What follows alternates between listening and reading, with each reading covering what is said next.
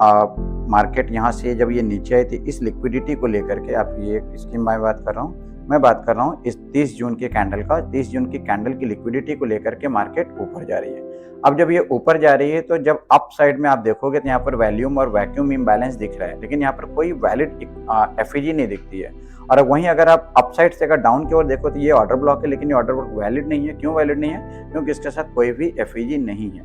तो इसको थोड़ा सा क्लियर करने के लिए हमको क्या करना पड़ेगा, इसके इंटरनल स्ट्रक्चर में जाना होगा। आई मीन टू से कि हमें थोड़ा सा इसका टाइम फ्रेम चेंज करना होगा। तो डे से हम लोग उसको आ जाते हैं 4 घंटे में। तो जब आप 4 आवर्स के टाइम पर आते हो तो यहाँ पर देखिए वही हमारा ऑर्डर ब्लॉक अब वैलिड हो गया। क्यों? क्योंकि अब इसके साथ हमारा एफईजी आ गया। तो एफईजी का जो एरिया हमारा है, अगर हम उसको मार्क करें तो ये हमारा एफईजी का एरिया है। ओके, ये हमारा एफईजी का एरिया है। तो आप देख सकते हो कि जब ये इस लिक्विडिटी को लेकर के मार्केट जा रही थी तो यहाँ से ऊपर जाते हुए हमारा टारगेट क्या था, यहाँ से इस वाली लिक्विडिटी को लेकर के हमारा टारगेट ये एफईजी था।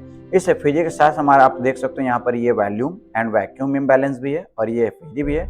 एक बहुत स्ट्रॉन्ग रेंज बन जाता है जहाँ से मार्केट को गिरना तय है। अब जब ये यहाँ से गिरना स्टार्ट होती है तो देखिए उसको संभालने के लिए कोई बेस होना चाहिए।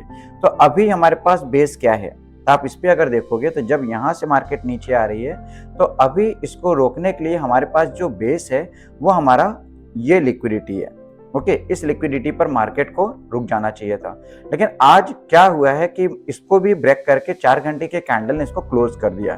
तो जब 4 घंटे के कैंडल ने इसको क्लोज किया तो फिर हम ये देखते हैं कि हमारी इस वाली लिक्विडिटी को लेने मार्केट आ सकती है। ये लिक्विडिटी यानी कि इस कैंडल का लो, अभी पास में तो फिलहाल यही पीवाई हमारा। तो अगर हम इसके लो की बात करें तो ये 23,925।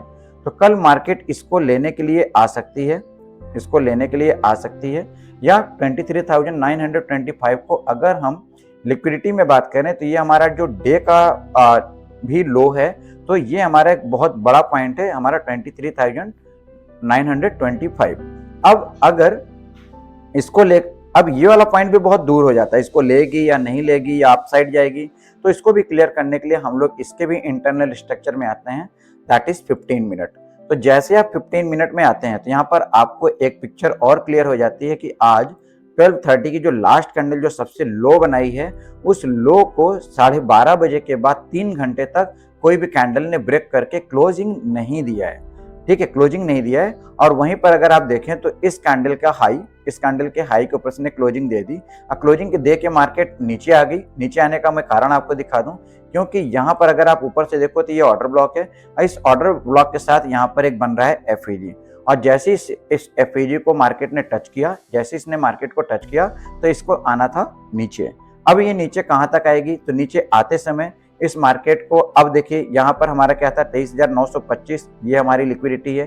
तो कल मार्केट इसकी सारी लिक्विडिटी, यानी कि कौन सी लिक्विडिटी की मैं बात कर रहा हूँ, इस लिक्विडिटी को पूरा खाने आ सकती है।